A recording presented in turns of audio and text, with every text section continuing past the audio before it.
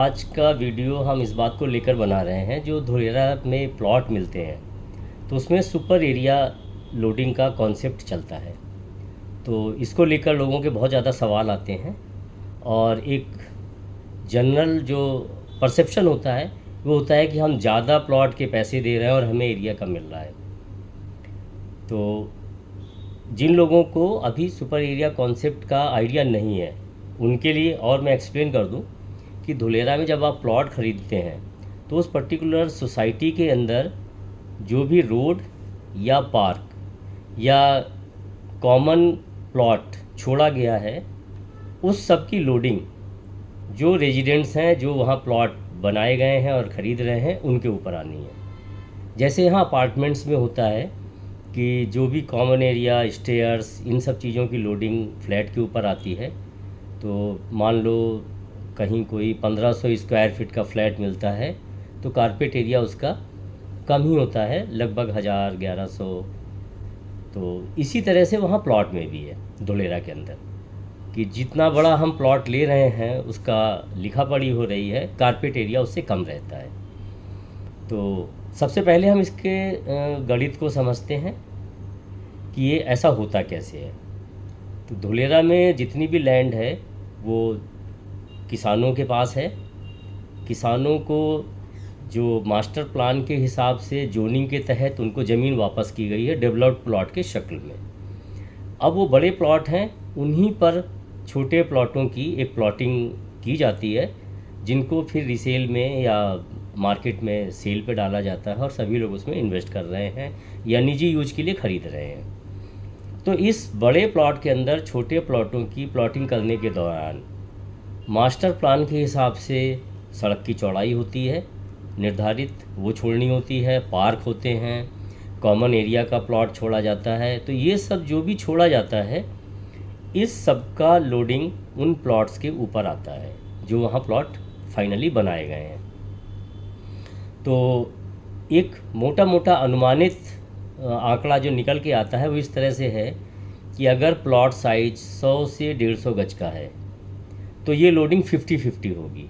मतलब अगर 100 गज का प्लॉट है तो रजिस्ट्री 100 गज की होगी, मौके पे प्लॉट 50 गज का होगा। और यही साइज़ अगर 200-250 स्क्वायर यार्ड का है तो ये रेशियो बदल के 40-60 हो जाएगा, क्योंकि ज़्यादा बड़े प्लॉट में सड़क कम जाएंगी, सड़क में जगह हमारी कम जाएगी। जैसे प्लॉट का साइज़ बढ़ता जाएगा लोडिंग घटती चली जाएगी। तो इस केस में अगर 200 गज का प्लॉट है तो रेशियो फिर 60-40 का आ जाएगा। 120 गज आपका कारपेट होगा और करीब 80 गज जगह रोड और कॉमन एरिया में चली जाएगी।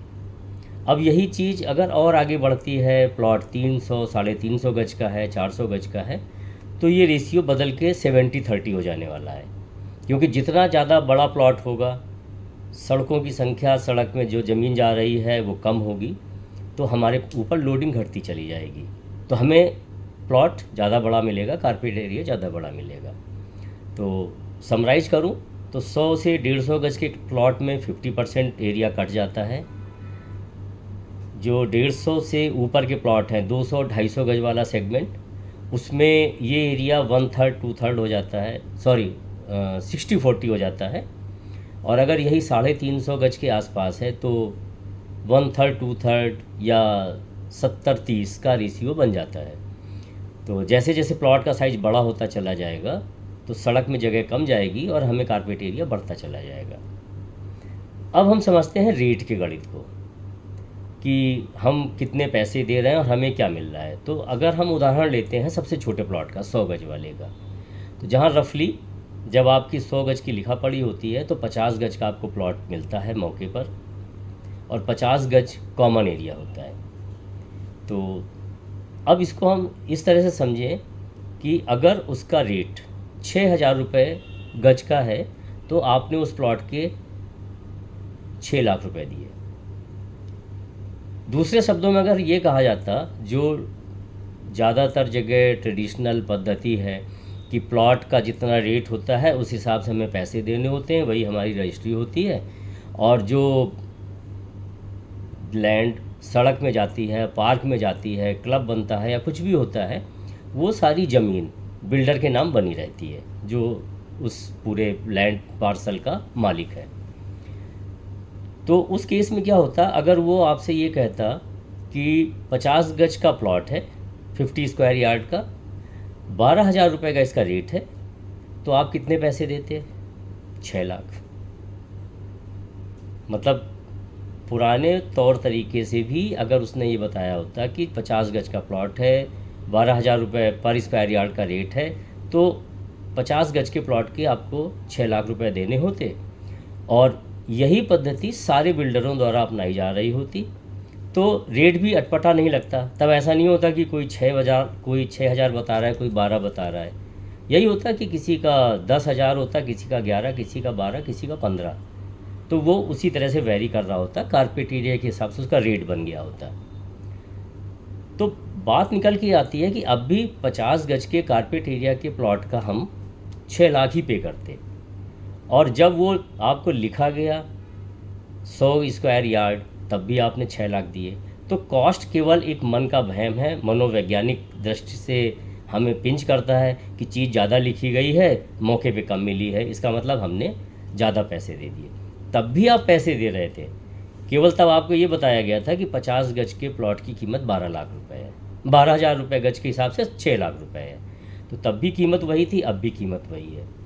लेकिन फिर ऐसा किया क्यों जाता है? अब इस सवाल को देखते हैं। ये ऐसा इसलिए किया जा रहा है कि गुजरात सरकार ने एक नियम बनाया हुआ है कि जब भी प्लॉट को हम रेजिडेंशियल में कन्वर्ट कराएंगे, लैंड यूज चेंज कराएंगे, तो उन्होंने एक शर्त डाली हुई है कि जितने भी प्लॉट इसमें बनाए जाएंगे, उस प्लॉट की रजिस्ट्री के समय उसके अनुपात में जो कॉमन एरिया है उसकी भी रजिस्ट्री की जाएगी। फिर उन्होंने स्पेसिफिकली उसके आगे लिखा है कि पूरी कॉलोनी बिक जाने के बाद, पूरी सोसाइटी बिक जाने के बाद बिल्डर या ओनर का उस सोसाइटी पर कोई अधिकार नहीं रहेगा। अब यही बात समझने की, यही कैच। ये नियम एक्चुअली जितने भी यूजर्स हैं जो लैंड खरीद रहे हैं, वहाँ प्लॉट खरीद रहे हैं, उनके फेवर में हो गया। पहले केस में क्या होता था कि एक बिल्डर ने आपको प्लॉट बेच दिया और रोड, पार्क, सब जगह पे उसका कब्जा है। वो तरह तरह से अपने नए नियम बना के आपसे कुछ ना कुछ पैसे भी ले सकता था। ये भी कर सकता था कि नक्शे में कोई भी चेंज कर ले, कहीं पार्क को छोटा करके 2 प्लॉट और काट दे। ये सब चीज़ें इस केस में बंद हो जाती हैं, क्योंकि बिल्डर अपना आखिरी प्लॉट बेचते ही उसका लैंड अकाउंट जीरो हो जाएगा। वो उस सोसाइटी के किसी भी हिस्से का मालिक नहीं रहेगा।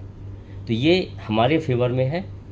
दोनों चीज़ों में हमें कीमत सेम देनी पड़ी, लेकिन केवल दिक्कत कहाँ आती है कि जब हम पैसे दे रहे होते हैं तो गवर्नमेंट के नियम की वजह से हमारी उस 50 गज ज़मीन को 100 गज लिखा गया है, 100 square yard including road and common area plot. तो हमें ये लगता है कि हमने पैसे तो 100 गज के दिए, लेकिन मिला मुझे 50। तब भी हमें 50 मिलना था, अब भी हमें 50 मिला है। अब फ़ायदा ये हो गया कि बिल्डर का पूरा अधिकार उस सोसाइटी के ऊपर से ख़त्म हो गया, हम उसके तनहा मालिक हैं। तो ये जो भी सरकार का नियम है ये हमारे फ़ायदे में जाता है, और इसको अभी मैं आपको और थोड़ा सा डायग्राम के हिसाब से भी समझाता हूँ। इस डायग्राम के माध्यम से मैं ये समझाने की कोशिश कर रहा हूँ कि एक ही साइज़ के 3 प्लॉट हैं। जहाँ छोटे प्लॉट काटे हैं वहाँ पर रोड में बहुत ज़्यादा जगह जा रही है। जब उन प्लॉट का साइज़ हम बड़ा कर देते हैं तो रोड का एरिया घट जाता है, तो इस तरह से लोडिंग घट गई। अगर प्लॉट का साइज़ हम उसी अनुपात में बहुत ज़्यादा बड़ा कर देते हैं तो रोड बहुत कम, तो इस तरह से लोडिंग बहुत ही घट जाती है।